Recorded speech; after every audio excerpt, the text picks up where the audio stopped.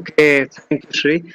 Right now, China is in the headlines of every newspaper, television. Every household knows about Galwang Valley or what happened there on this June, or what is happening building between Nepal and India, and why the Pakistan is currently fighting. But if we try to find its root cause, what's happening behind, we came across a term, CPEC or CPEC. So our today's topic is CPEC or China-Pakistan Economic Corridor, and why it matters to you. Why a road between China and Pakistan matters so much. So I have to, or we have to present presentation or seminar on it.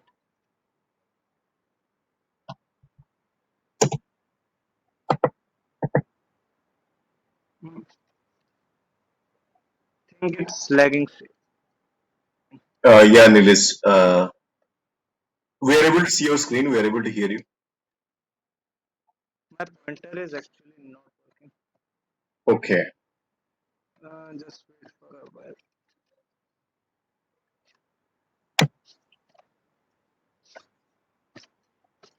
Okay.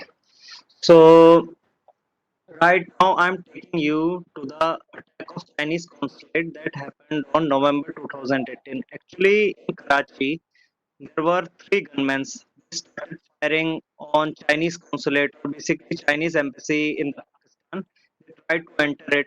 Before they could enter it, the Pakistani forces stormed that area and killed them. So a question arises: why Baluchis that have no connection or relation with the Han Chinese are trying to kill Chinese ambassador or Chinese official? Why they were behind their blood? So if we try to find answer to this question, we have to go back to the 19th century. The 19th century is often described as the century of humiliation. The century is masterpiece or a central theme in the current Chinese generation. Means you want to understand what behind the Chinese mind, why the China is showing aggressive postures, whether it is in South China Sea or in Galwang Valley. You have to understand the century of humiliation. So, a century of humiliation is basically a period between 1839 to 1949. During this period, many foreign powers, for example, initially British, Portuguese, then came French, Russians, and at the end of the day, even Japanese, they all tried to humiliate China, subdue it. French control Pondicherry and British control a whole part of our territory. Same happened with China. They controlled many their part.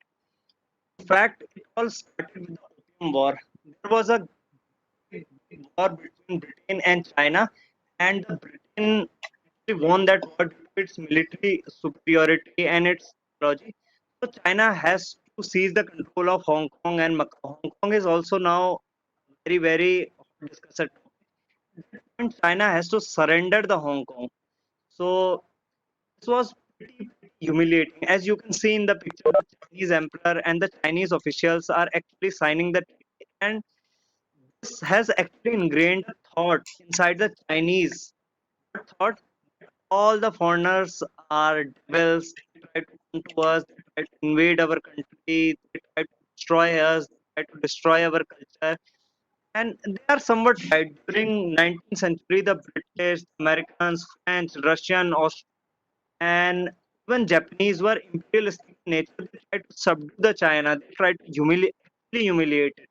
And this has been a traumatic thought inside the mind of Chinese people. Means everyone in China learned about this century of humiliation, and their strategy is all about expansion.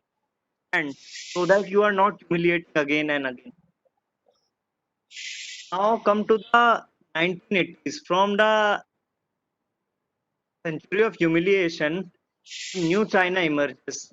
New China emerges after the fall of Japanese Empire in 1945. As you all know, the Japan was defeated in 1945 by American or the Allied forces. So China was liberated. Then there was a war between Chinese Communist Party and the pro-democratic forces in China. The pro-democratic forces have actually retreated to the island of Taiwan, which is today known as Taiwan or of China, and the actual mainland China is now controlled by Chinese party. So China was also like India during 1950s, 60s, and 70s. We were poor nations. There was no much difference between China and India. But after 1980s, as you can see in the screen, after 1980s, there was a huge explosion in the GDP of China. So what happened? This event in history is known as economic miracle of 1980s. From the 1980s to early 2010s, there was almost 10% growth in the Chinese GDP almost every year. So it was very easy for China. So it was very easy for China to grow economically very fast. As you can see in the screen, this is the portrait of Deng Xiaoping. He was the architect of this economic miracle. He used to say, observe calmly, secure our position, move calmly, hide our capabilities, bind our time, be good at maintaining a low profile, and never claim leadership. So it was all about, okay, we were humiliated, but now will be not humiliating again and again. We shall protect order, but we shall not try to expand.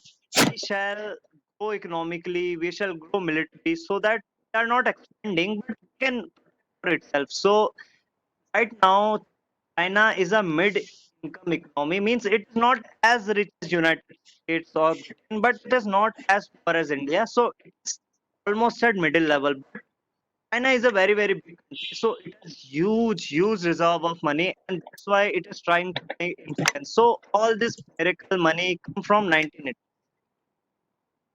So China is actually an export-based economy. What is export-based economy? China produces goods at large amounts. For example, they have some. Um, for example, if they are producing some plastic, okay, so they produce in millions and millions amount. Then they transport it all across Europe, Asia, Africa, and that's why they keep their cost very low. And that's how they are able to control the trade. So let me show on your screen how this material actually came. This is China. This is China. So majority of the Chinese industrial area lies at this place. So from this area, the Chinese product is shipped. And where it goes? It goes South China Sea. From South China Sea, as you can see on the screen, it passes through a narrow stretch of land. This stretch of land is known as Malacca Strait. This whole area. This is a narrow patch, and Singapore is located here. From this area, it passes near Andaman Sea, and from Andaman, it passes near Sri Lanka. From Sri Lanka, these goods and services are basically divided into two parts. First part goes into a Persian Gulf. From here, we have oil producing kingdoms, for example, Iraq, Kuwait, Bahrain, UAE, and whole of the kingdom of Saudi Arabia. So their oil supply is from this area. This is their oil artery. And from Colombo, another group is diverged and it passes through the Red Sea. It passes through these narrow corridor near Eritrea, Djibouti. And from Red Sea, it passes through the Suez Canal. And from this goes inside the Mediterranean, just under the belly of European Union. Then it passes this narrow stretch of land. This is called Gibraltar Strait. It is now actually controlled by British. From Gibraltar Strait, it simply passes near Europe, just near the English Channel, and it goes into Europe. And your this journey is now finally completed. As you can see on the screen, this is China, and this is Europe, and this is Persia from Persian Gulf area, Gulf producing oil producing nations. So their material and goods sold into Europe. Oil supply is from Persian Gulf and oil-rich Gulf nations, and all this passes through Singapore, Andaman, Malacca Strait. Okay. So please keep in mind because this is going to explain how we can control China. Sure. Now a question arises: can China trust the US? Every day Trump tries to say that, oh, China is this, China is that. But question arises: Even China trusts the US. As I have already shown you on the screen, Chinese goods passes into the Europe, passes through narrow stretch of land. Okay, this stretch of land is very thin near Singapore, and this is known as Malacca Strait.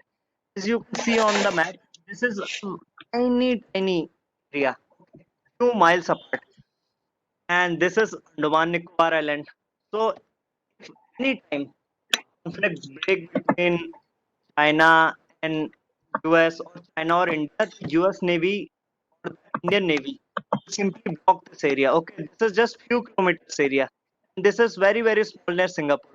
So geopolitics is based upon capabilities, not promises. Promises are just like a piece of paper. Okay, promise me, oh, I will never invade you, and I can throw that paper away in the meantime. So this is a geopolitical choke point for China. That's why it's very difficult for Chinese to trust the US, especially if we look into their 19th century humiliation. And China also trusts India. In India, we say that okay, China is doing this, China is doing that. But China is also very vulnerable to India. Why? I have shown you this is Kuwait and Bahrain, Qatar, UAE, Iran. From air, oil tankers of the China goes into the China. 80% of the supply. So this supply passes near Mumbai, as you can see on the screen, near Kandla Port, near Surat. All these area are the bases. They are basically the underbelly of the Indian Navy. Even Indian Air Force can operate long-range bombers, or Indian Army can operate long-range cruise missiles from this area. So almost percent percent of the supply of China passes through this area. So geopolitically, China is also very vulnerable to India because once they start the war, we can simply send our ship and block this tiny piece. This is known as the Strait of Hormuz. We cannot allow any Chinese ship to pass through this area. So China also fear us. China fear us much more because they are very vulnerable to us, especially at the Strait of Hormuz. Even American army has bases in Kuwait and bases in some other Gulf countries. They can also strike at very short notice. So China is very vulnerable at now. As I have shown you the economic miracle of the 1980s. That from the 1980s, the China emerges a very powerful and a very rich nation. Means economically, China is very rich right now, and it's a middle income economy. There is a dark side to this economic miracle.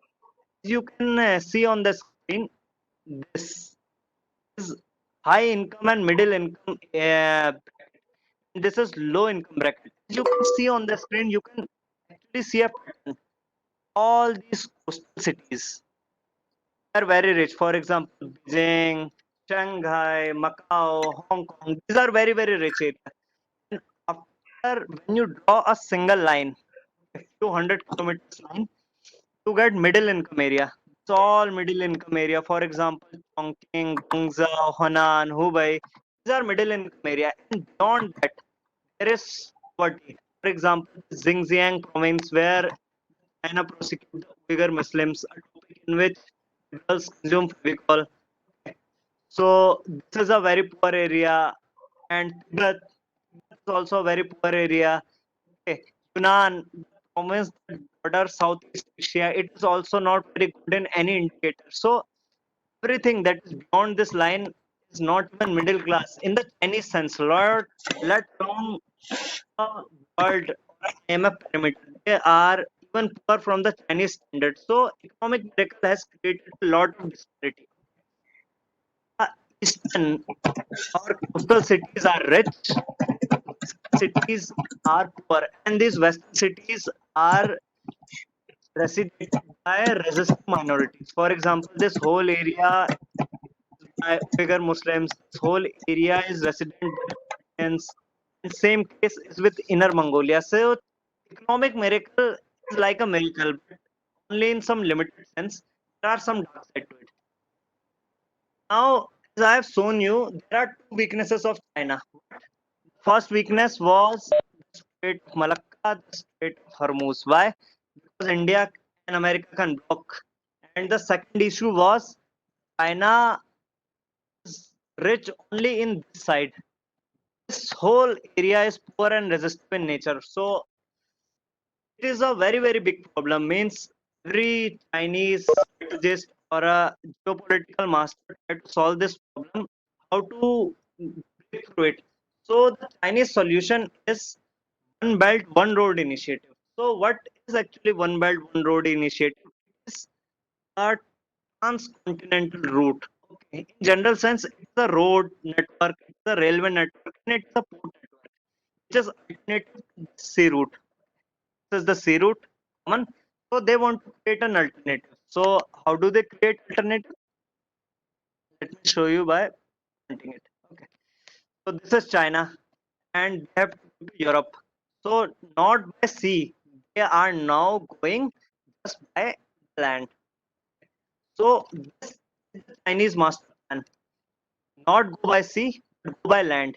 And in all of these areas, create ports at a strategic location. For example, in Pakistan, in Patgaon, and Kolkata. Means this is their master plan. And in Bangladesh, and some ports in Maldives, some ports in this Eritrea, Djibouti, and some kind of port in Iran, so that their supply is actually secured against the constant looming threat of the United States and India. This is their master plan. So now I want to tell you an interesting thing. Pakistan is a very interesting nation. They are Punjabis. In their home, they speak Punjabi, but they in school they used to learn Chinese, English. Now they are learning Chinese, and in their religious cultures, they are learning languages like Arabic. So Pakistan is a very, very funny nation. So now we used to learn English. Why? Because Pakistan is actually a part of India. We inherited English from the British. Just like we study English in our school, is also used to learn English in their school. But right now they are learning Chinese. Why? Because China has invested heavily inside. And as I have shown you in my last slide, China is creating a road, railway, and a port network. So one of the main and an important artery of this road is known as CPEC, China Pakistan Economic Corridor. It is link between the port of Gwadar in Balochistan and the city of Kashgar, which is in Xinjiang province, where the Uyghur Muslims reside. So they are creating a road. Okay, this road passes through Balochistan, Sindh, Punjab, and all across Karakoram ranges, and they go inside our Xinjiang province. So this is their master plan. So what the Chinese have promised is nothing less than miracle for Pakistanis. Right now, Pakistanis are in debt, have been bailed out so many times by the IMF. Their economy is actually shattered. Nobody really wants to invest. I mean, nobody in who is insane actually invest in Pakistan. There are issues with extremism.